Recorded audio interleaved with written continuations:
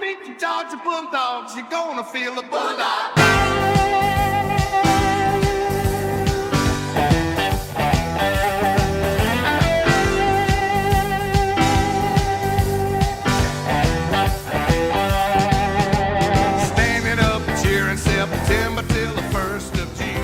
Hello, everybody, and welcome to Row 60, a Georgia football podcast. My name is Clark Gaines. Joining me today, as always, Adam Thornton. Boom! Big boom, Adam. Man. Big boom for episode number 83. Welcome back, folks. We are finally here. My gosh, it's game week. The one we've been waiting on, Clark. We've been counting down the days, man. I'll never forget being here. We're recording this in studio right here, watching the Orange Bowl, the 60-33 beatdown against Florida State, thinking, man, long time until Labor Day weekend rolls around. But hey, we're here. We're here. It's flown by kind of a little bit. It's drug by in some senses, man. But we're here. It's back to the earth being tilted on its axis the right way, Clark. That right way where it's spinning the right way that we got Georgia football back, man. It is game week, Clark. And not only is it game week, it's not like we're playing UT Martin this week, Clark. It's not like we're playing, Tennessee Tech. It's not like we're playing, I don't know, who's another just Northwest Falk State or something. Okay. Faulkner State or Norfolk or whatever, whoever you want to say. It's Clemson, baby. It's Clemson. Adam, do we not like Clemson? No, we don't like Clemson. Would you do not particularly care for Clemson? Would you go so far as to say we hate Clemson? Yes, a healthy hate. And if you can see, if you can see the marker board this week, folks, on YouTube, we have a statement that says, "I hate Clemson more than," and we want you to fill in the blank. That's right. Because I want to see how many other people hate Clemson out there. And Tell us why you hate Clemson. Right. And some people may not. Some people may be, South Georgia, Central Georgia, West Georgia. Or our age. Or our 30 age. Or below, or 35 and below, and not really know the mystique of the rivalry, Clark. Mm-hmm. And that's what we've been preaching this whole offseason is people don't understand this rivalry. And that's why on this episode, we're going to educate you that you're hopefully listening to it here a couple days before game time, before it's who meets leather in Atlanta at high noon, Clark. And Georgia's playing Clemson. Kirby Smart versus Dabo Swinney. One program that's won 2 national championships the past few years. Another program that's won 2 national championships the past 2 years. And it's time to show where these teams have separated from, where Kirby Smart has left Dabo Swinney's Clemson since they met in Charlotte 3 years ago, the season opener of Georgia's first national championship, man. What in the world? It's just been amazing the past 3 years what Georgia has done since that opener in Charlotte. Yeah. And what's happened to this Clemson program? We're going to dive into this. That's right. But I want to announce a couple of things and just go over some housekeeping items. All right, yeah. Tidy up a little bit for the people. But we've got a lot of Clemson hate on this episode. We got a scouting report for Clemson a little bit later. We're going to talk about Georgia's offense and defense, how they match up with Clemson. We've got some week 0 games we're going to talk about. Did you watch any yesterday? I did, of course. Oh my gosh. Of course I did, man. Wild start to college football, man. Wild start to a wild year. I posted something on Facebook that essentially said, if these week 0 games are any indication of what the rest of the season is going to be like, we're in for a treat. It's going to be fun. It's amazing, man. I tell you what, watching game day too just makes me nervous like that. Georgia, everybody's picking Georgia to win the national championship. Everybody picked Georgia to win the SEC, man. And Saban even picked Georgia to win the national championship there. So, it's crazy. Let me ask you this. Let's talk about Nick Saban just for a second. Do you think he's adding a little rat poison for Georgia? Yeah, I think that and extra motivation for the boys in Tuscaloosa. Yeah, it's a mental thing. Right. It's 100%. And I don't believe he should be in the spot that he is at ESPN and still having an office in Tuscaloosa, Alabama. And being an analyst, being able to go to, how these analysts get to do in their game prep, right? For wherever they're going to be at for college game day, they get to go to the practices a couple days before, that Thursday or Friday or whatever. And I don't believe he should have access to be able to do that and also be able to work the first part of the week before he goes on the road with game day in Tuscaloosa, man. Yeah. And be an analyst type role of what he does. I think he's on the advisory council or whatever, which, that just screams collusion. And I could be wrong. Maybe I would have imagined. It's not a good look. If Kirby Smart knows that Nick Saban is going to come to his practice for his college game day role, I don't think Kirby's going to be okay with that. So. No. I would imagine, and Nick Saban probably has enough respect for Kirby and some of the programs that Alabama does play where he might stay out of that. I hope so. But anyway, it's just weird. This show's not about Nick Saban. It's about Kirby Smart and Dabo freaking Swinney. Okay, hey, right quick, before we really dive into this stuff, I need to announce to the people. I need to remind the people. Yeah. Tell them. Live call-in show this Friday night. Yes, sir, baby. 8 o'clock p.m. Eastern Standard Time. And I always say this because people forget. We have listeners all over the nation. That's right. We have callers all over the nation. That's right. Everywhere from California to New York. And so I had to tag it with 8 o'clock Eastern Standard Time. That's right. So that people can, do their math out on the West Coast and Central Time and whatnot. So it's going to be a great time, y'all. Please call in. We really look forward to hearing from y'all. It's been a long time since we've talked to some of y'all. And we're going to get rowdy. I can't wait, man. Going to ramp it up. We're here. That night we will be less than 24 hours away. Shoot, we will be, let's do some quick math, 16 hours away from kickoff to when that show starts, Clark. Whew. Man. We're inching closer and closer to that moment. All right. So live college show. Yep. Be there. We're on YouTube. We're on Facebook Live. Like I said last week, we're going to try Instagram Live because we got a lot of people on Instagram. We're going to try a little Instagram Live. I didn't even know that they went live on Instagram. You can, yeah. All right, well, let's do it then. Yeah. Let's do it. Go live wherever. Go live. Whatever's out there now, Skype, whatever, just go live on it. Go live on it. Whatever platform that we have to go live on, go live. Oh, my gosh. Skype is like ancient. I don't know of anybody that uses Skype anymore. It was big back in the day. Oh, I know. Yeah. Man. What about the AOL chat, whatever? You know what I'm talking about, right? Oh, yeah. Of course, that wasn't like, live streaming or anything. It was more messaging, but same concept. Anyway. So, yeah, that's happening this Friday night, 8 o'clock p.m. Also, we want you to join our Pick'em League. We've got so many people that have signed up. We cannot wait. It's so much fun to compete against other people and to pick games, these college football games. This is year 3 we're doing it. Everybody's invited to join. I'll drop a link below in the comments, the show notes to sign up. Our group code is 4424, and our password is capital R, row 60, exclamation mark, 60, not spelled out 60. So join us. You can compete for some prizes, including a chance to get on our podcast and be a guest on our episode, and as well as the row 60 trophy. We showed a picture on that on social media in last week's episode. So go sign up. It's going to be a lot of fun, and I look forward to beating all of y'all. Because I'm going to tell you something. No, I'm going to take it serious. I'm going to take it more serious. I am too. I'm not going to forget any picks, and forget a week to do my picks. Yeah. And then remember like halfway through the day, and I've already missed the first half of the games. Yeah. And, and it messes me up, and I've done that multiple times. So, no, it's time to get serious and focus on that too, man. So, like I said, you've got to start. Everybody now, Saturdays now are for football until the end of the year, and end of January. End of January. We have college football, Clark. We have college football every Saturday, this Saturday going forward till January. That's beautiful. And it's almost to the end of January. That's right. Golly. That's right, man. That's awesome. Cannot wait, folks. Okay, so that's the housekeeping stuff. Adam, let's go ahead and start diving into this Georgia-Clemson rivalry. Let's do it. Man, I love it. I love it. This is a rivalry game. Yeah.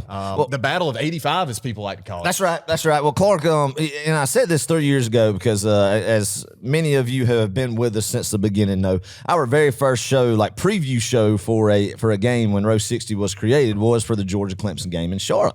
And saying the same things I'm saying today, Clark, then, and because my hate for Clemson has always been there, right? So I love talking about this series. I love educating people who might not, younger people or people who don't live in a geographical region in the state of Georgia where they don't have that hate for Clemson instilled in them, and they need to. And I'll tell you why. This rivalry right here, man, is historic. And I'm a history buff in college football, man. I love what the meaning of rivalries mean to just people in the regions and everything from generations passed on down, man, and Clemson's one of those. Georgia has dominated Clemson. There is no doubt that the superior program between these two is in Athens, Georgia. There's 85 miles apart. People don't realize that, too. There's 85 miles between the campus of Athens, Georgia, and Clemson, South Carolina. And this was a game, Clark, that Georgia has won a lot of games against them in a large margin. Just blew them out in some years. But in the 80s, Clark, man, especially in the mid-80s, these games were so tight. Like, they would come down to ties, last-second field goals. Clemson actually beat Georgia on last-second field goals 2 times. But then you have the Kevin Butler 1984 kick from about 60 yards or so in Athens, and the place just went wild. And that's what my homework for everybody this week is to read the Louis Grizzard article to my son. that he writes directly after that game, man. And it just gives you chills. Anybody who, has experienced Saturdays in Athens and has that love for Georgia football, it'll click, man. And it's a great article about that he wrote directly that night after Kevin Butler hit the kick against Clemson in 1984. And so look that up. You can find it on Google, anywhere. We'll post it on Row 60 on one of our social media pages that you can go to it to get fired up for this week. But the 80s, man, it was back and forth. They won a national championship in 81. We won one in 80. Great game in 80. And a lot of these games in the 80s, Clark, that Georgia won, Clemson actually outplayed them, but Georgia found a way to win. Mm-hmm. And that's the only time where Clemson has been close. That about 10-year run in the 80s that's played competitive against Georgia, I feel like, man. And they had to cheat to do it. Did they? You tell me about that. Oh man, IPTAY, I pay $10 a year. The whole thing that they've had for their booster clubs, IPTAY, and you see that around here. IPTAY this, IPTAY that. Back in the 80s, man, Georgia fans were saying it's probation time again, y'all, because Danny Ford got them on probation, man. They cheated just like in the Osterine. The Osterine and the dominant Brent Venables defensive lines in the 2015 through 19 or so, once that kind of got exposed a little bit, it wasn't coincidence. What coincidence, Clark? I'm trying to figure out. What coincidence? I'm trying to figure out. What coincidence? I'm trying cheaters over there. I'm trying to figure out if this is all conspiracy theories or if this is actual legitimate. When do you have your red and black glasses on? Is my question. Maybe. But it sounds good. Sounds good. But no, it's just I don't like them. I don't like them. I do not like. In 1981, my mom actually went to a game in Clemson, South Carolina, Georgia Clemson game. Opened up the year every year, mm-hmm. and got her back windshield of her car busted out. Good gosh, sure did. And we think stuff that happens today is bad. Yeah, I really do feel like. I mean, obviously, I don't even feel like I know it was a more heated rivalry back then. But man, oh yeah, you talk to anybody who was young in the 80s, like was at school at Georgia or Clemson in the 80s, or or just a fan that was diehard Georgia in the 80s, they do not like Clemson. And anybody, I guess, who wasn't alive in the 80s or remembers that, really, the rivalry kind of died down in the mid 90s. You still had some heated games in the early 90s, but it died down in the mid 90s. Then we played them in 02, 03. 13, 14, and then 21. So really, since 1990, 92 maybe, 98. I forgot when the last game in the 90s was, to be honest with you. But we've only played them 4 or 5 times since. We played them in 91, 4, and 5. Okay. And then we had a break till 2002. Yeah, like you said, 2003, 13, 14, 21. Well, so, since 1990, they've only beat us one time.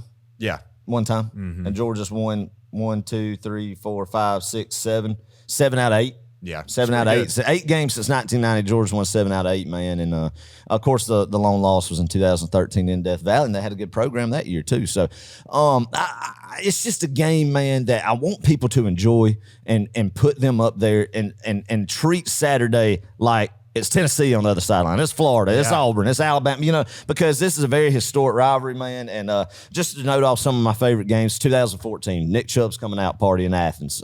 Just a dominant, like 45-24 win over there and in Athens to open up the year against them. 2002, beat them 31-28. 2003 in Death Valley, one of the hottest games I've ever been to, smoked them 30-0.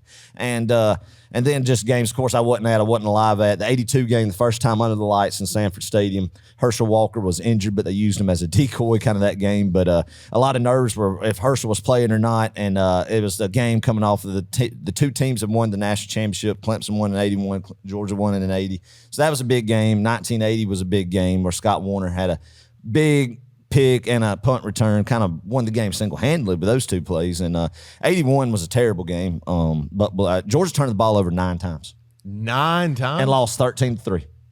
Jeez Louise.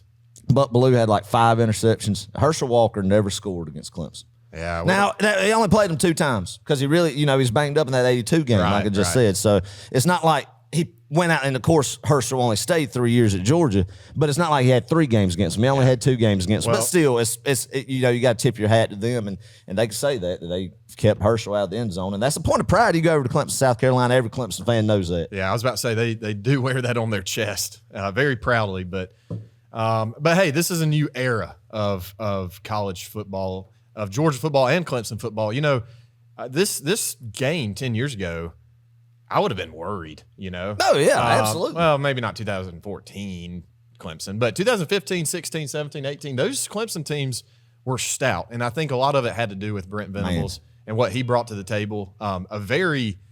A guy that we don't like just because I think he was just so good at Clemson, and he did some really good things there, recruited super well, and his schemes were phenomenal. I mean, he put a lot of guys in the NFL. But, you know, this game now, Adam, it just doesn't really worry me. And I don't know if I should be worried at the fact that I'm not worried about this game at all.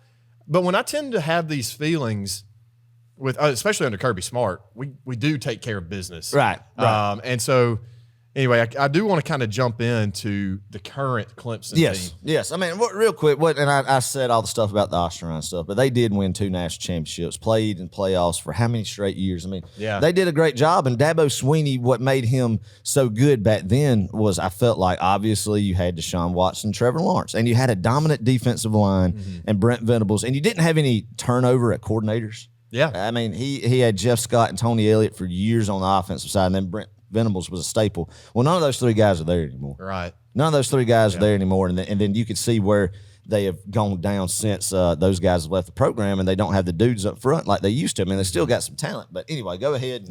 We'll get into it, man. Yeah. So I'm just juiced. Yeah. I'm just juiced for this.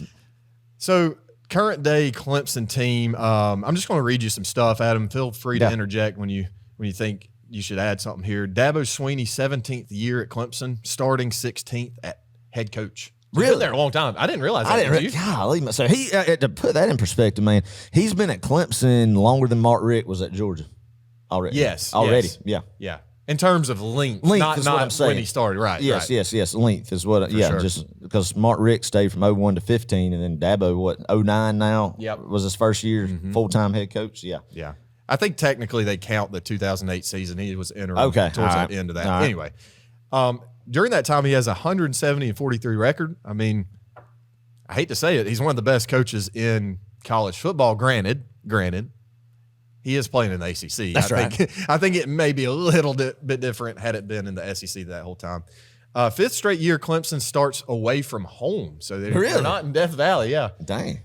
Do you know where I'm getting this information, by the way? Where are you getting this information? That's pretty. Yeah. That's like, what? This is not any sort of plug. We're not getting any money, but the Phil Steele. Oh, good old Phil Steele. Gotta love that, man. I mean, that's a guy that just does his research. He lives for it, man. He does. Lives for it. And I love that he's not going to let the digital era knock him off his podium, you know? Well, what's kind of funny is what's ironic about that statement, I bought his digital version of the magazine. I'm saying he's adapted, man. That's what you got to do. You got to adapt. I mean, you know, a lot of people in business stay to what they know and don't want to be stubborn and not adapt. And what I'm saying is Phil is not letting that happen, even though you used to love for the USPS to bring the magazine copy, to your house, and you miss out on just the smell of a fresh college preview magazine. You know how it's got that smell and the way it sticks. You know, and that excitement. I mean, kids of the day will never know that feeling. Right. But Clark, I mean, he's adapting and he's pumping out digital options. So, I guess he's adapting better than some maybe college football head coaches, like the one you're talking about. Yeah, exactly. Perhaps. Yeah, so 5th straight year they start away from home. Since the night they destroyed Bama in that national championship game back, pre-COVID. 18. Yeah. Clemson has gone 10-2, 10-3, 11-3, and 9-4. So each season they've kind of lost more than they did the previous. Man, I tell you, this program is, I mean, if you look at just total losses. Teams would die to have those records. Yeah, they would. But for Clemson and what they, the standard they kind of set for themselves back in those 2015 to 2019 years, it's not living up to the hype anymore. And that's why you got Tyler from Spartanburg calling in and questioning Dabo on his show live on air and calling him out. And people are not happy. But then you have some people who will live and die by Dabo Swinney. Oh, yeah, 100%, man. And that's the thing about it. I mean, they made the playoffs every year from 15 to 20. that COVID year in 20, they lost in the semifinals, but every year before that, they made the national championship except 17. Because I was really wanting to play Clemson in the national championship that year when we played Alabama in Kirby's first national championship appearance. So, I mean, it's hard to maintain that. You have to give Dabo props for it, but I just don't like the man. I don't like him. I don't like him, and I don't like how he runs his program, but Clemson people love it and eat it up. And I think him and Kirby Smart have respect for each other, obviously, but completely different how they go about business, man. Yeah. And I just think that, because for how many ever years, really since 2017, Clark, the conversation has been who's the top, behind Nick Saban, who's the best coach in college football. And after Urban Meyer left and everything, it was Dabo or Kirby, and everybody went back and forth on that. And people would put Dabo first because Dabo had 2 national championships. Mm-hmm. Well, that's been long gone, man. Because somebody right now at the top, it's undisputed who the best coach in college football is right now, and it's Kirby Smart in Athens, Georgia. And he gets to really prove that this Saturday. Dang right. That's right. Go 2-0 against Dabo Swinney. Dabo Swinney has a 1-2 record against the University of Georgia, Clark. Ooh, no. Excuse me. He has a 0-2 record against you. No, 1-2. 1-2. That's right. 13. Yeah, 1-2 record against Georgia. Very forgettable game for us Georgia folks, but they do remember that one. 38-35. They beat us there at the end. But anyway, once again, this is about this year's team. Let's focus on 2024. I'll try to. No, you're good. No, you're good. You're good. This is good it's stuff. Bouncing everywhere. Well, no, the people need to know it, especially if they've never heard it before. The people do need to know it. That's right. They do. Last year, Adam, they finished with a 5-game win streak, finished the season with a big bowl win against Kentucky in the this is Gator Bowl, the Tax Slayer Bowl. Has it gone back to the Gator Bowl? I think it's the Tax Slayer Gator Bowl, or I don't know if they have any Gator Bowl in it now, or if it's just the Tax Slayer Bowl. I'm not really sure. Bowl. Georgia hadn't been there in a long time. So. Thank God. Oh my gosh. But they do have some momentum. They like where they're at. They are kind of living under the radar, if you will. Yeah. People are doubting them, and that's exactly where Dabo likes to be. He does, I think, coach and his teams play their best football when that is the case. Oh, Dabo loves complaining to the media about little old Clemson. Yeah. Loves he eats it up. Eats it up. He eats it up. And, they seem to feel pretty good about themselves. They are kind of set in their ways in terms of, like you were just saying, in terms of NIL, in terms of recruiting. They have a very unique way of recruiting, I think, and they sell kind of more their culture, not necessarily championships. I mean, although they do have some championships they can throw in there, but they really do push the culture. And I think that's why a guy like Sammy Brown chose Clemson over Georgia. That's right. But I don't know. He wants Dabo, he wants to do things his way. And if it costs him, he's willing to live and die by the sword. But did you see the quote, too, the other day about Jake, what's his name, Brenningstool, Clemson's tight end? No. You didn't see this? Surely it was on the threads or the forums or something like that. No, I didn't see it. No. So Clemson's tight end, for those who don't know, was asked the other day about the Tigers being an underdog. And here's what he said. He said, "No, we're not the underdog. We're just laying low right now. We will be ready." All right. Oh, a little bulletin board material there. All right, then. I mean, of course they're going to be confident, man, and they're going to be hearing the noise that they don't have a chance against Georgia. Georgia's going to blow them out, this and that, man. Clemson's regressed. They're not what they used to be. It makes me nervous. I'm not going to lie. We talked about it in the schedule preview. You kind of alluded to it a little bit. I mean, I am a little bit nervous about this game because as much as I dislike Clemson and I love roasting Clemson, I mean, it's a good program that's built on a good foundation, man. And that's one thing that you got to admit, they have talent, and they have been in the past very physical in the trenches, man. But we're going to get to the game preview, but there's some things where if they haven't improved drastically from last year, they will get curb stomped. Oh, yeah. They will get curb stomped in Atlanta. I can tell you that. Like you were saying earlier, Clemson is not the same team as when we played them when we were in Charlotte. And Georgia, we're not the same team. That's right. Let me clarify a little bit. They don't have the same defense coordinator they did that night in Charlotte, North Carolina when we played them. They don't have the same talent on the defensive line. Though hold up. Let me say before anybody crucifies me. They do have some good. They do. They still have some dudes. And we don't have the dudes we had that night either. That's true. We don't have an identity crisis like I think we did that night in Charlotte, North Carolina. True. At quarterback, at just scheme and whatnot. I'm not saying Todd Monken didn't figure it out. I mean, he certainly did later in the season, but it's always that first game unknown, and I think that factors into this game. Well, I think the program was at a kind of a crossroads at that point too. Georgia was, in the sense of you come off 2020, you don't win the East in that weird year, and I mean, of course, we were like, are we? Who's at quarterback? Where are we going to be at? We're wanting to get to the national championship and get back after a disappointing COVID year there, and what that night did in Charlotte to jumpstart where Georgia is now over the past 3 years. I think you look back at that defensive performance in Charlotte that created the identity of that elite 21 Georgia defense. That's, where we're at today. Great memories. Yeah. I say this all the time, and some people agree, some people disagree. I think we broke Clemson that night. It definitely broke DJ Uyunglele. God bless him. I mean, God bless him. Definitely not the same. You go back and you look when he came in for Trevor Lawrence against Notre Dame. They played up in South Bend in an overtime game, and the COVID year when he was a true freshman at Clemson and he got some playing time, he looked great. But that night against Georgia, and since, nah. Whew. Still seeing ghosts of Trayvon Walker and Jordan Davis and Nolan Smith in a Florida State jersey right now from what we just saw him play in Ireland. Oh, my gosh. But, Saturday, it proves just how big of a gap there is or isn't between Clemson and That's Georgia. what I'm excited about, Clark, is Clemson people get to see where we've just passed them, just smoked them. Or have it. Or have it. But I like to think we have, maybe. I have, yeah. I'm with it's you. my red and black glasses, Yeah. but that's what I'm looking forward to. Me too. I'm also looking forward, Adam, to this matchup. Clemson's defense versus Georgia's offense. That's all we're hearing about is how is our line going to hold up against their defensive line? Are we going to be able to move the ball? Is Trevor Etienne going to play? Is he not? Is Roderick Robinson good to go? Is he not? He's not. Yeah. Exactly. I mean, there's a lot of unknowns and a lot of, a chess game going on that Kirby Smart, especially Etienne. I think it's safe to say that we're not going to see Rod Robinson with his injury, and I hate that man. And but the Trevor Etienne kind of saga, from what you hear from people on the inside, it's kind of back and forth. Like, yeah, he will play.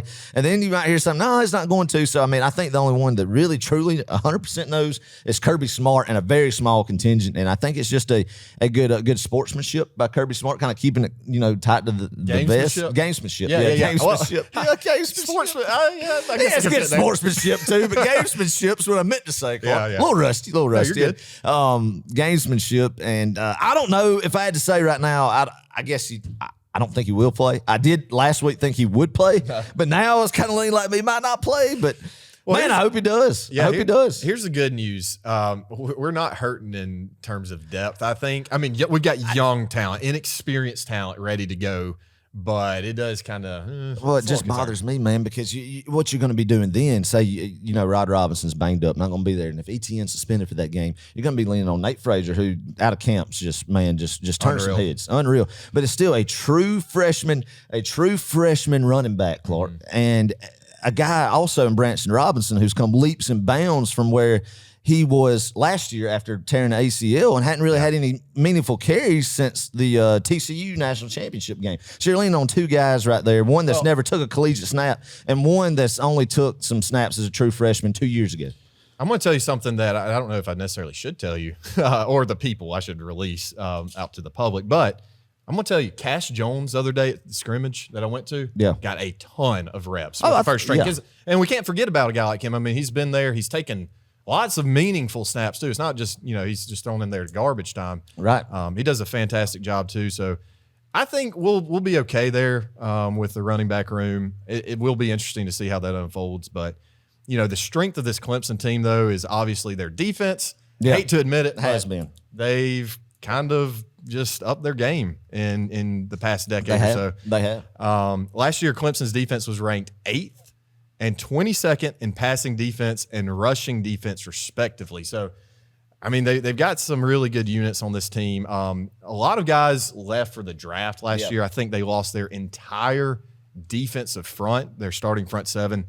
But hold up, they got a defensive tandem in Peter Woods and TJ Parker. Yeah. Look at me, I know some names. Peter Woods, man, they are very high on him. Very high on him as kind of being the next the Miles Murphy, Brian Brzee type. The ones the Christian Wilkins that they've had back in the day. I mean, they've had great interior defensive linemen and have for many years now. Wes Goodwin. That's his name, the defensive coordinator, a Brent Venables student, disciple. Yeah. And, that's one thing that Dabo has done is when very few times he's had coordinators leave in his time at Clemson, he replaces them with an in-house guy, somebody that knows the role, except last year he's got Garrett Riley as offensive coordinator in year 2 right now. Yeah.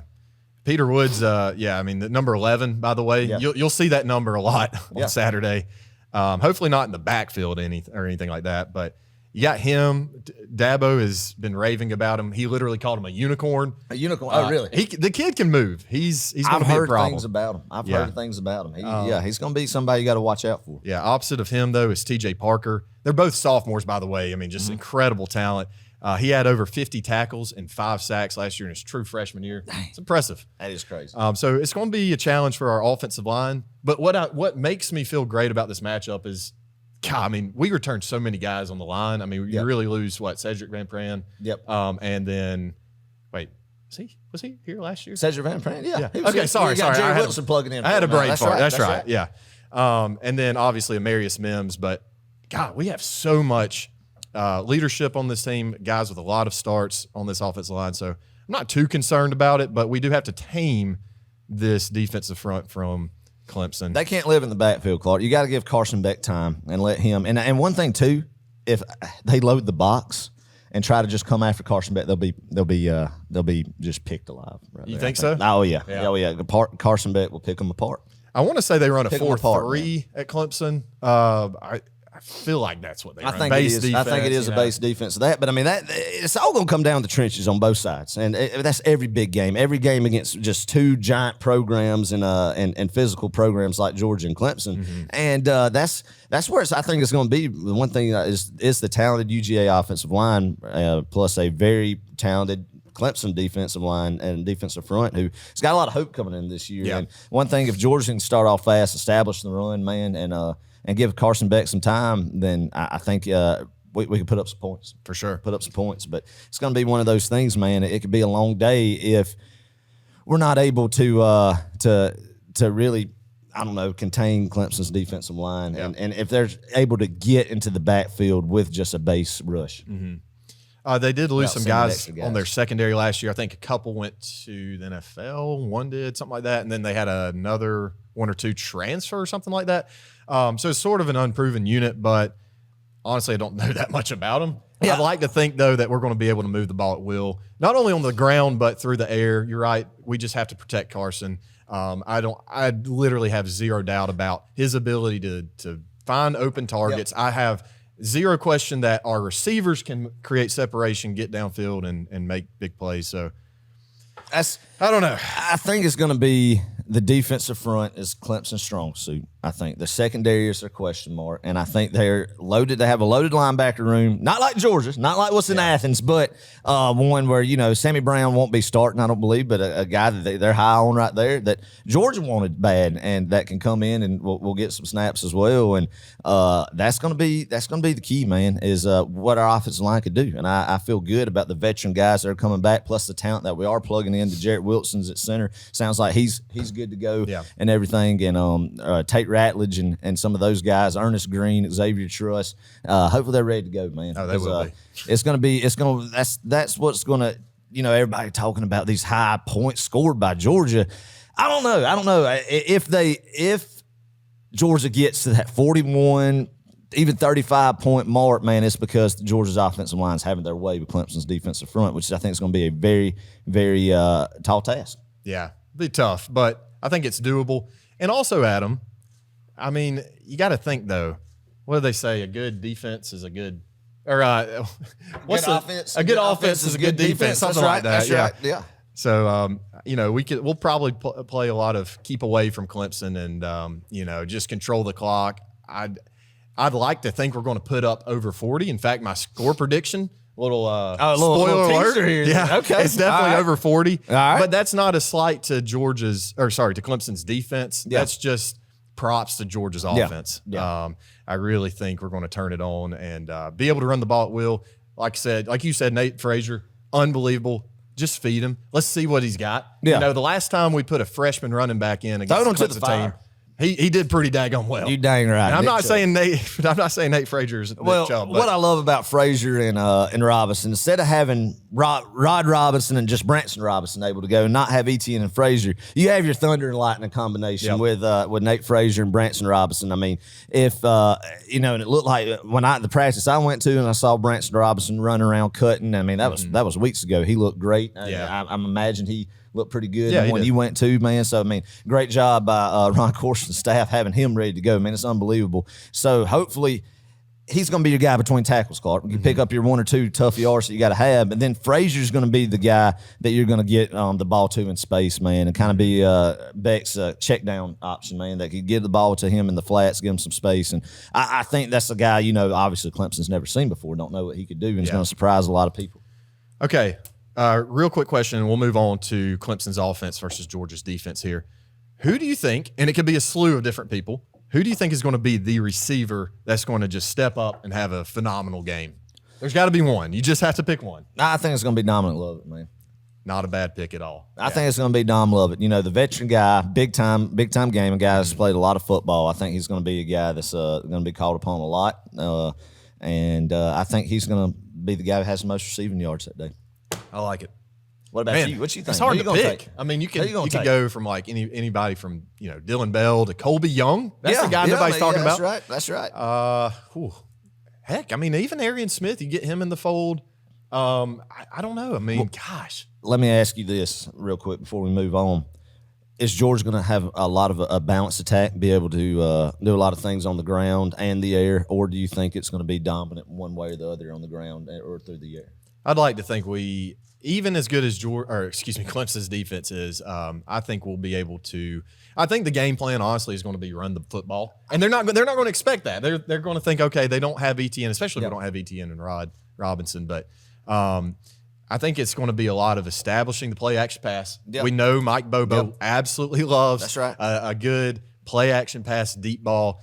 But in order to do that, you have to be able to run the ball very effectively between the tackles. So we need to be able to do that. Well, I think we're not going to have – I don't think we're just going to gash them out of the gates. Yeah. I do not think you're going to gash this Clemson defensive front out of the gates, and I think it's going to be something that, you stick to it. You don't abandon it, and maybe in the second half you get some big runs. But I think Carson Beck through the air is going to be the story on Saturday. Oh, really? Georgia's receivers and Carson Beck picking apart Clemson through the air is going to be the headlines on Sunday morning. Wow. I like that. Boom. That's what I'm calling. That'd be fun. Man, I don't know. I think it just makes me a little bit, even though they're going to be talented backs, you have a Branson Robinson who has not played in 2 years again, Clark, coming off ACL injury, and a Nate Frazier, true freshman, first collegiate game. I think it's going to be hard with the limited guys that we have at running back that, I still think obviously they'll have production and be good, but I think we're going to kind of, and I think Clemson's weak link is the secondary. So I think it's going to be something that we're going to see a lot of Georgia's offensive production through there. I like it. That's what I'm calling. Could be wrong. Let's go. We'll see. Love it. Just put points on the board. That's all that matters. It doesn't matter how they get scored. Do it. Yeah, that's true. Well, hey, maybe we get some points on defense, Adam. Georgia's defense, Clemson's offense. Got some last time we played them boys, wasn't it? That's true. Yep. Yes. So let's talk about this matchup here. 60th last year in passing offense, Clemson. 42nd in rushing offense. Adam, to me, that reeks of pedestrian. Yeah. It's just not very good. Last year they're breaking in a first year starting quarterback. True. Right? So Uyunglele leaves, Klubnik comes in, and he is the guy for the first time last year in Clemson. They're breaking in a first-time offensive coordinator. And the first time that Dabo Swinney has had somebody come outside of his program, an outsider. They take Garrett Riley from TCU, who was the TCU offensive coordinator for the 65-7 beatdown. Georgia put on him in the national championship. So I think there was a lot of, I think last year kind of some headbutting a little bit. I say disagreement, just trying to get familiar with each other, with Garrett Riley into the culture of Clemson, and getting Klubnik broke in as a first-year starting quarterback, man. And that's what makes me nervous. And I think that's the answer, too, is where is Cade Klubnik going to be now from his 1 year as the guy to the offseason progression, 1 year under Garrett Riley, one offseason under Garrett Riley now again, full offseason. And where have they where have they progressed at? And then also Clemson offensive line. That's going to be what's going to make or break this game. Right. I think. Clemson has 4 guys returning on their offensive line. So that's good. I mean, that's similar to Georgia for them. That's a good thing. Yep. They returned Phil Maffa, who was, I think, their leading rusher last year. They lose Will Shipley, who was kind of their utility back. That was kind of their 1-2 punch. So, I mean, are they really going to rely on Phil Maffa to carry them the whole way through? Because I don't know. I think there are some younger guys who can contribute in this running back room, but I'm interested to see very high on Maffa. Yeah, I'm very high on Maffa. I'm interested to see how much they actually rely on him. Because here's the thing, okay? We all know this. Everybody knows this. People at, I don't know, San Jose State, fans of San Jose State know that Georgia defenses in the past, I don't know, since 2017, we'll call it, are dominant in stopping and stuffing the running attack from the opponent. Like, I mean, we just shut down running offenses. That's just what we do at Georgia. That's our DNA. That's our identity. So, and we got to be better than we were last year. We do, exactly. That's right. To win a national championship. Which is so funny to think about because anybody would take the kind of production we had on defense last year, not named Georgia. So, but yeah, I mean, Maffa, though, he had 999 yards. I find that kind of funny. He was literally 1 yard short of a 1,000-yard rusher. It's kind of funny. 13 touchdowns last year. So at wideouts, they have, I think what they're trying to do is really get back to the Sammy Watkins, DeAndre Hopkins, Hunter Renfrow, T. Higgins kind of days. Mike Williams they want those guys. That's and something they have not had since Amari Rodgers left, and Trevor Lawrence and those guys. Exactly. It's like they had that mass exodus, and really since, 2001, they haven't had that. Exactly, yeah. And so I think they're trying to get back to that is my point. Listen to this. Clemson had a 1,000-yard receiver in 8 out of 10 seasons from 2011 to 2020, but they haven't had one since. Wow. So I think what this new what is it, Garrett Riley offense is trying to do is, once again, get back to that. How do we get back to that? Yeah. And I think it all starts up front, really, with the line. So and their offensive line was atrocious last year. And what they did, they finally got rid of a longtime Dabo Swinney guy, O-line coach, man, and they go and they get a familiar face of Georgia fans, Matt Luke. Yep. So Matt Luke's in Clemson, South Carolina right now, and is their offensive line coach. So I think that's the story, Clark, and I think you're going to see it pretty early on Saturday, right afternoon, is going to be what kind of push is Georgia's defensive line getting against Clemson's offensive line, and can tell how far has Clemson's offensive line come. Because if they play like they did last year, especially in Clemson's opener last year, it's going to be a long day for Clemson. Mm-hmm. But, if there's some improvements there, you get Cade Klubnik and Garrett Riley and everybody in sync. That's just one thing we don't know. Then look out, man. It could be pretty close. And especially with Georgia's defensive line right now kind of banged up, how's Warren Brinson going to be, veteran guy? Jordan Hall, a guy we know is not going to be there, who is very highly touted. And I think there's some question marks on Georgia's defensive line. All indications in fall camp have been that it's going to be an improvement over last year. I hope so. But, there's some guys that are banged up, and that's something that we just don't know how that's going to turn out. But I expect Xavier McLeod. I never figured out how to pronounce his name. I call him Xavier McLeod from South Carolina, the transfer, man. How's he going to plug in and play? And then you got Stackhouse coming back. Christian Miller coming, and Ingram Dawkins. Yes, Ja Jarrett, and Ingram Dawkins going to be a stud. And then of course you got Michael coming off the edge as well. So I think what you're getting at is somebody's got to step up. Yeah, from last year. Somebody does. Because once again, we always had that Jalen Carter, that Jordan Davis, that Devontae White kind of guy the past few years, and now we just. I'm not saying we don't. Nobody's just elevated to that level yet. One piece of the puzzle, Clark, to make it a very long day for Clemson and Cade Klubnik, from going off, if you watch him last year, is Cade Klubnik doesn't like to escape the pocket. Mm-hmm. And one thing about it, if there's a pocket where he is rattled and they're getting good pressure on him, he is very prone to make poor decisions, and which can lead to turnovers and interceptions. And I think one thing that Coach Smart, Coach Schumann, and Muschamp and Coach Robinson are going to dial up is really just kind of collapsing that pocket on Klubnik and not letting him get comfortable in the pocket. I think that's where Georgia can get beat, is if Clemson gets balanced. And the only reason they're going to get balanced and Clemson have success through the air, I think, against this Georgia secondary, this Georgia defense, if Cade Klubnik gets comfortable, man. Yeah. So if you don't let Cade Klubnik get comfortable, get in the backfield, rattle him, it could be a long day for Clemson. Yep. But on the flip side, if you do, who knows, man? Yeah. So at wideout, when they do throw it, they like to get it to Brenningstool, their tight end. They do throw it to their tight end a good bit. Sophomore Tyler Brown, I think he kind of came out of nowhere last year, according to Clemson people. They also have 2 freshman receivers, TJ Moore and Bryant Wesco, who Clemson people are also really excited about. So I don't know. I mean, this is kind of a question mark for them offensively. How much do they throw it? How much are they going to run it? Who knows?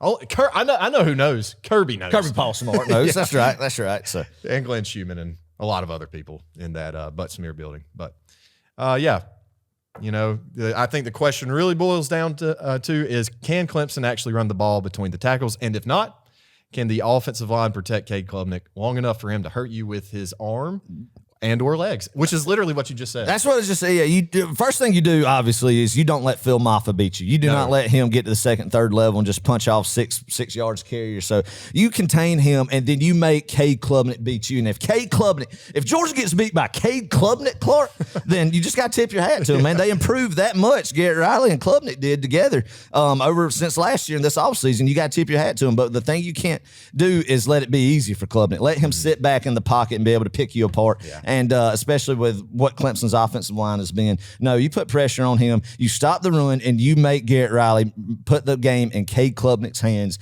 and then it is determined how many points they put on the board with how Cade Klubnik performs, man. And I like our chances, Georgia's chances of if that happens, if that's the case, too. Man. And that's what you got to do, and just rattle him, and then I think you're going to get a couple turnovers off that for sure. Well, we're going to save our score prediction till the end of the show. What we like to do, if you're new here, what we like to do is run through some week 0 games, and then we typically do a game of the week. We do. And I got to be honest, last night I was not able to compile information. For a game of the week, I'll just say it that way. But I have a good reason. So we're going to be doing that in just a minute. All right. One last note I do want to add about Clemson.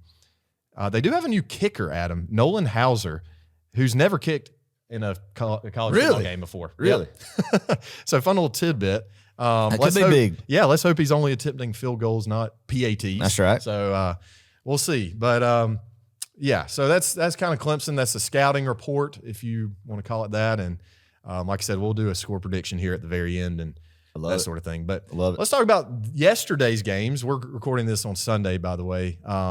Florida State versus Georgia Tech, Dublin. Wow. Golly, 24-21 Tech with a game-winning field goal. Unreal, Clark. Unreal. I mean, I think we talked about it. A lot of people kind of starting to think, man, Georgia Tech keep this close. You know, I mean, Florida State, a lot of the guys, you can't base a team off of last year, entirely, but the same guys that played against Georgia and Miami, and then some more added transfers come into Tallahassee, and you get all this hype that Florida State's got the best defensive front in college football, this and that, man. DJ Uyunglele, veteran quarterback, going down to Tallahassee, and they laid an egg. I texted you yesterday. I said, can you imagine losing in week 0 in Europe to Georgia Tech?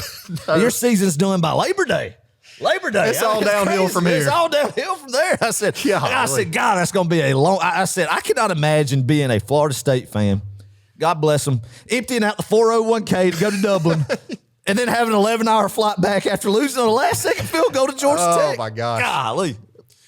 That's why they serve alcohol on the planes, people. Oh, man, for that, that's awful. Did you see the Florida State couple who flew out to Ireland and got married? No, you didn't see that? They showed this on game day. Yeah, they had like 125 guests. And one of the things they said, they were interviewed on game day, and one of the things they said was like, the only thing that could kind of ruin this is Florida State losing. Yeah, well.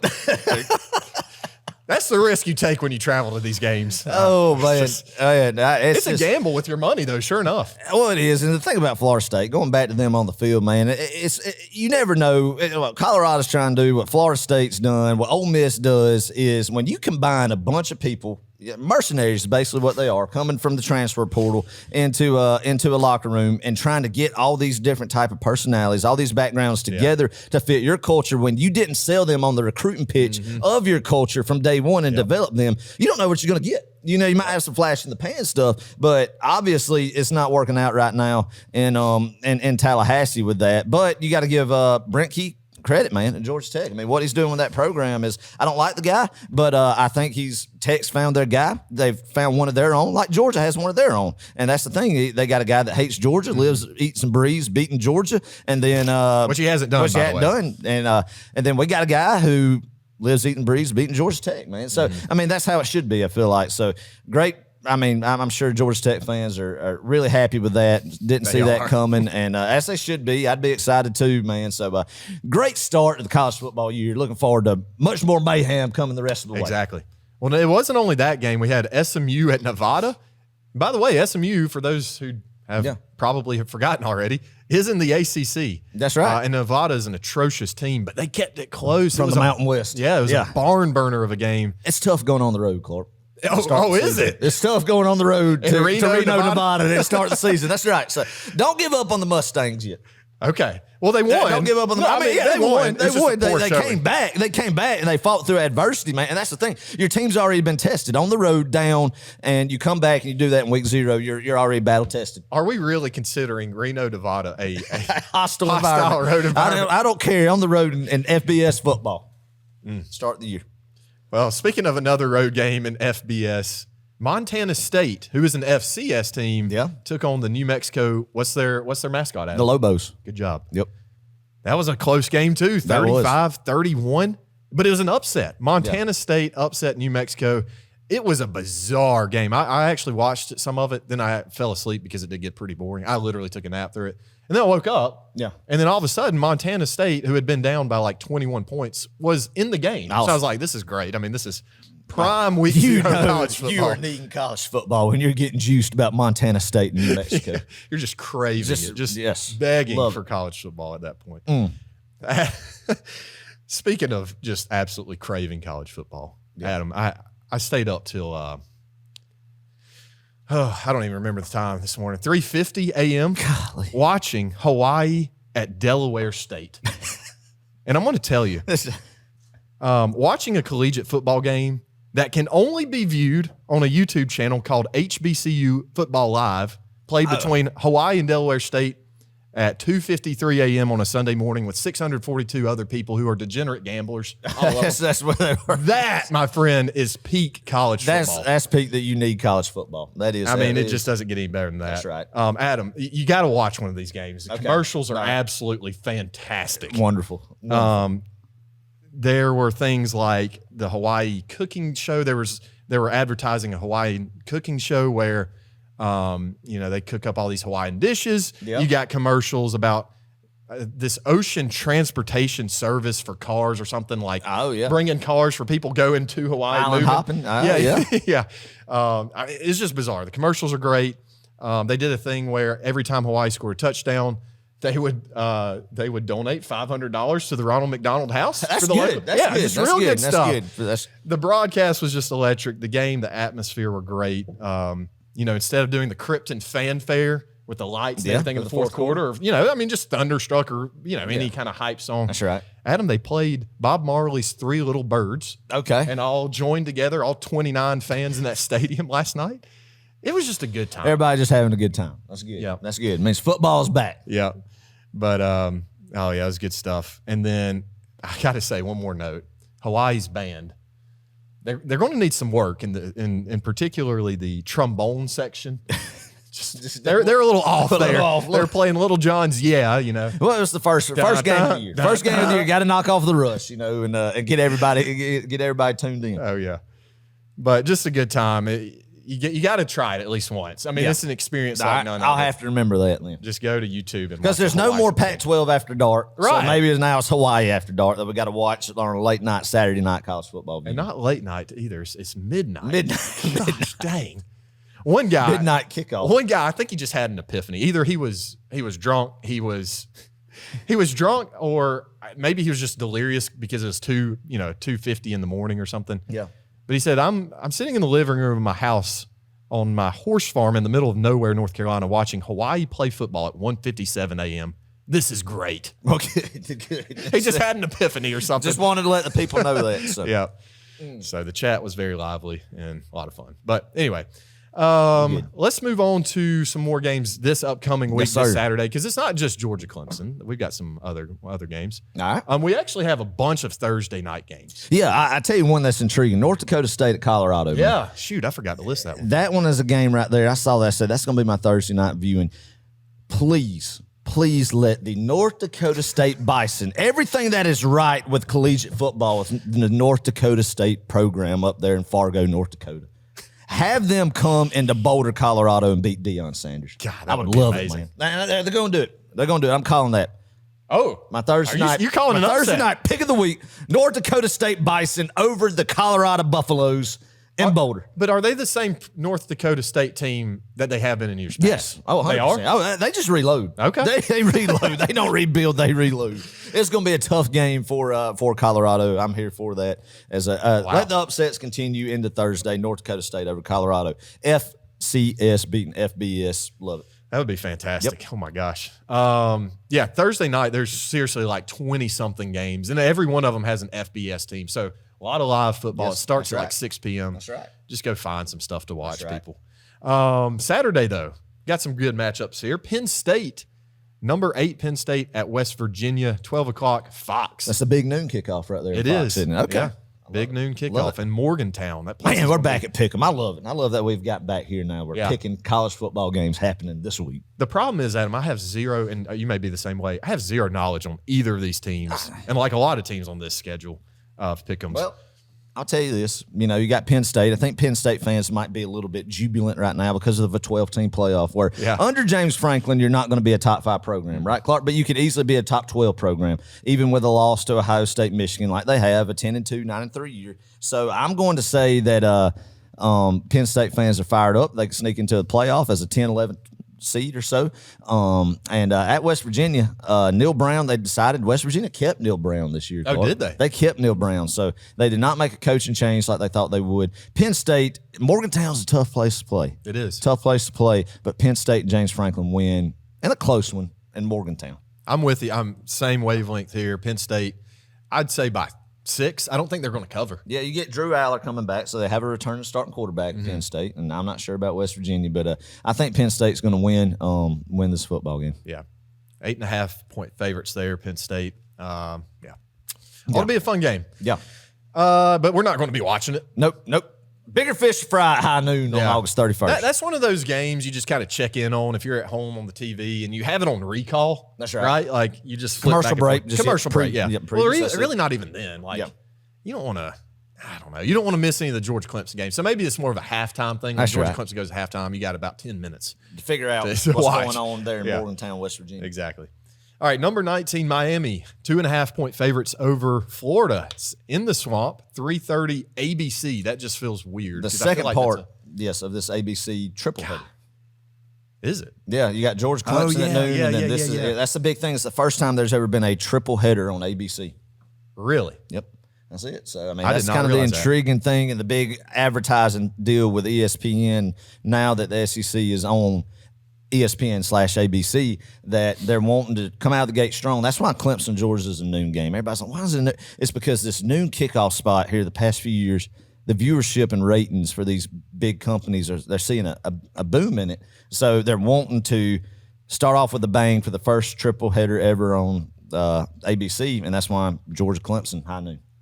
Yeah, I mean, I think for every network other than ESPN, I'd say, it seems like they try to put a primetime game at 12 o'clock. I mean, even the game, Ohio State, Michigan, oftentimes gets played at 12 o'clock. The Red River Rivalry. You have to really say that one. That's slowly. right. Is that You new? do. You do. Right? It's So, a tongue twister. yeah, I mean, I think this is kind of a compliment to Georgia Clemson. I know a lot of people are like, oh, well, noon game, but No. I think this is their way of saying, no, this is a big game. We want to start out, like you said, That's with right. a bang. That's right. Miami at Florida, though. Who do you like in this? This is a could big be game. interesting. This is a big game. And I like this rivalry, Clark. This is like a Georgia Clemson rivalry in the sense, or a Pittsburgh, West Virginia, kind of an alternate rivalry in the sense it's not played yearly, but there is not a lot of love loss between these two fan bases, and I think this is a big game. Also, another storyline is the coach who loses this game is not going to be in good standing with their program or their fan base. Mario Cristobal, disappointing year last year, Miami. Now, we all know where Billy Napier is down in Gainesville, so I think this is a game that each coach really needs to have, and could potentially catapult the team that wins this into a respectable year. I mean, Miami's definitely got ACC championship aspirations, man. So, but in the swamp, 3:30. Who are you going to do it, Adam? Are you going to do it? Are you really going to pick the swamp donkeys? No, give me Miami. Okay, Miami's going to win barely. It's going to be hot. I'm glad I'm not going to bet that game. Yeah. It's going to be hot, but I think Miami wins in a thriller. I think it's going to be fun coming back, hopefully from after a big Georgia win, keeping up with that game on the road from Atlanta back to Livonia, Georgia, and watching this game, because I think, to me, it's going to be a game decided late in the fourth quarter, but Miami winning and breaking the hearts of the Florida Gators, which I'm all here for and love. Yeah, I'm going to go with what Josh Pate has been saying. He's been hyping up Miami this whole all season, so I'm going to go with Miami to cover pretty significantly. I'd say by 10 points, which that's more. I mean, that doesn't sound significant, but they're only favored by 2.5. So I like it. Yeah, give me Miami in 10-point game. All right, number 7 Notre Dame, and this is our last. Actually, no, it's not our last one. It's not even close. Number 7 Notre Dame at number 20 Texas A&M.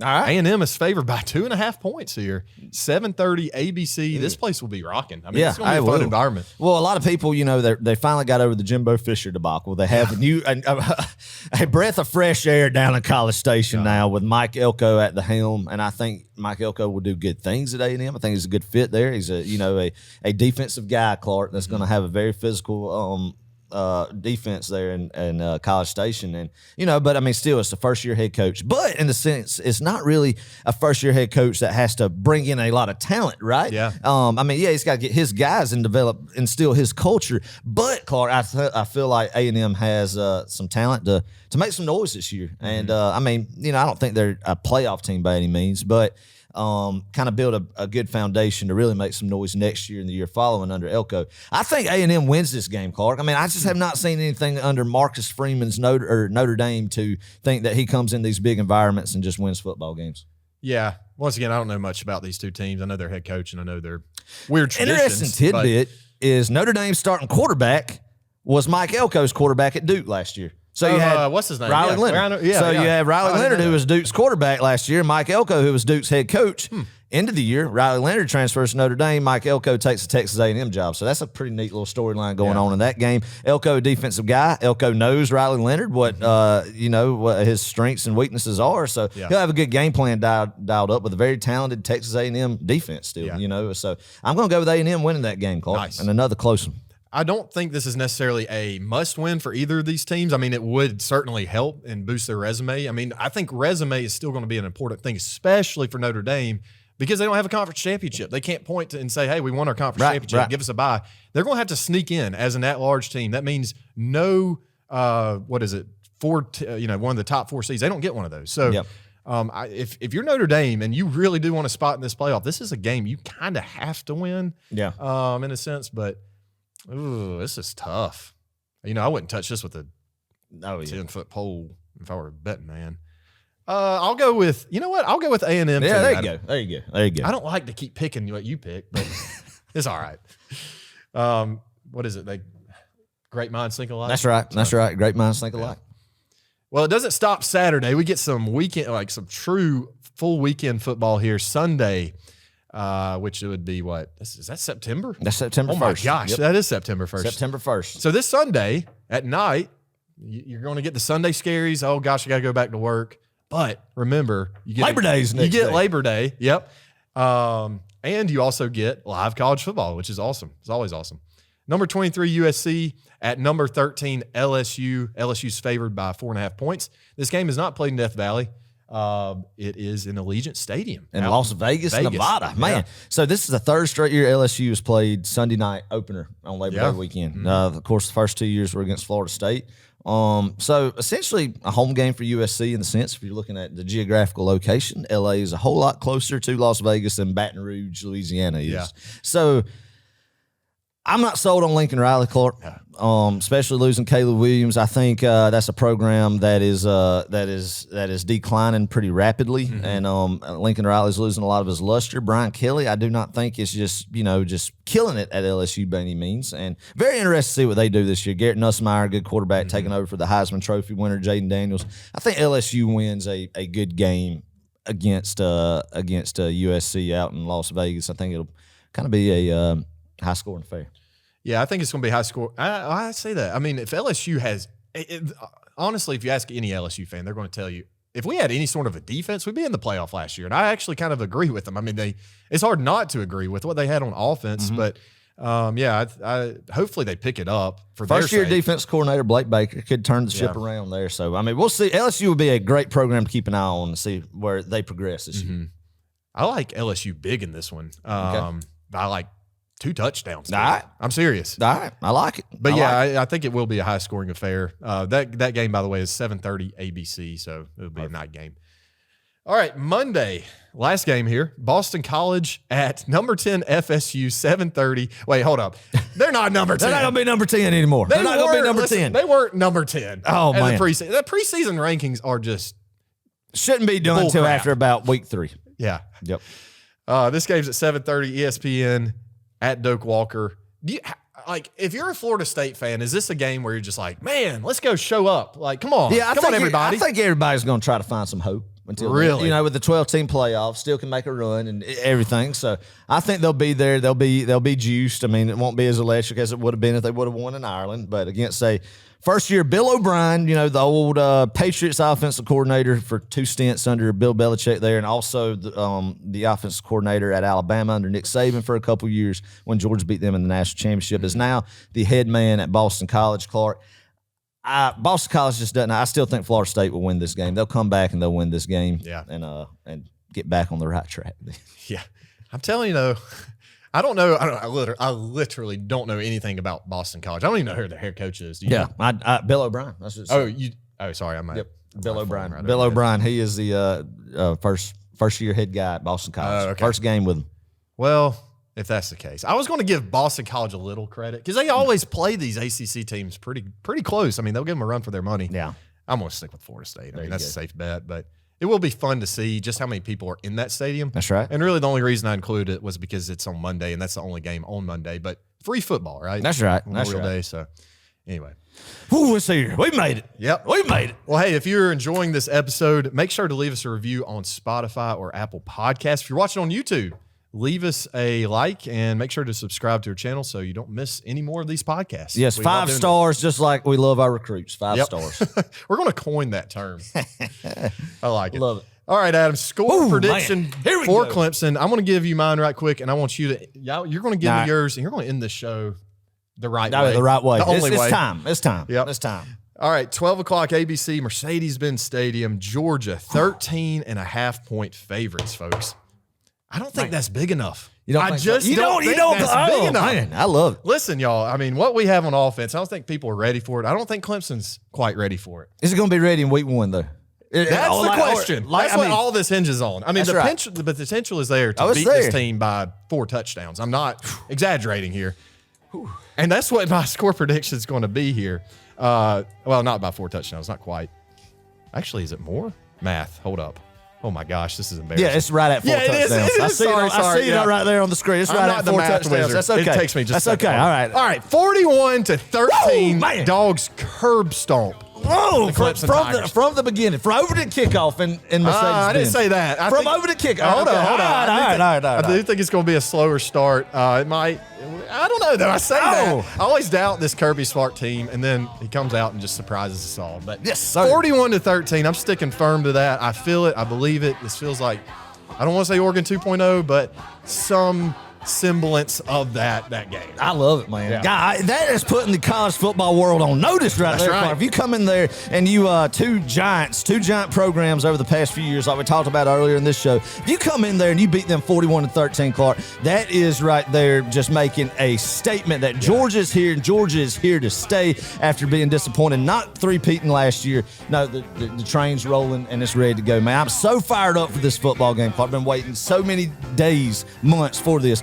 there is not many opportunities you get to play Clemson as a Georgia Bulldog fan. So it's not like the other rivalries where you get to play Florida yearly, Auburn yearly, etc. So every time you play Clemson, you have to make it count, Clark. You have to make it count. You have to make it count. So what I'm going to say this right here, man. I've talked about how much I dislike Clemson the whole summer. Since the Orange Bowl, we have started our Clemson hate, man. Yeah. Georgia is a superior program, Clark. If you look at the all-time series record, it is like 46-18. There is better standard quality football played in Athens, Georgia than there is Clemson, South Carolina. There always has been. There always will be, Clark. Georgia's going to win this football game 34-17. Georgia's defensive line is going to rattle K Klubnik just like they did DJ Uyunglele in 2001. Yes, sir. It might be a little bit close in the beginning, but Georgia's going to pull away 34-17, 17-point win. And we're going to see Carson Beck start his Heisman campaign the right way in Mercedes-Benz Stadium through the air. Carson Beck through the air. Going to be a little bit, not typical of Georgia just pounding on the ground. I think they'll get theirs on the ground, but I think the storyline is going to be Carson Beck and Georgia's wide receivers core scorches Clemson secondary through the air. And big win. The start, the historic season of the 12-team playoff starting the right way. Everybody, wear your red and black this week because we have finally made it to the start of college football. Yes, if you see any Clemson fans out there, have some friendly banter with them. This is what we love about college football. It is time to let the big dog eat. See y'all Friday night. Go Dogs! Go Dogs!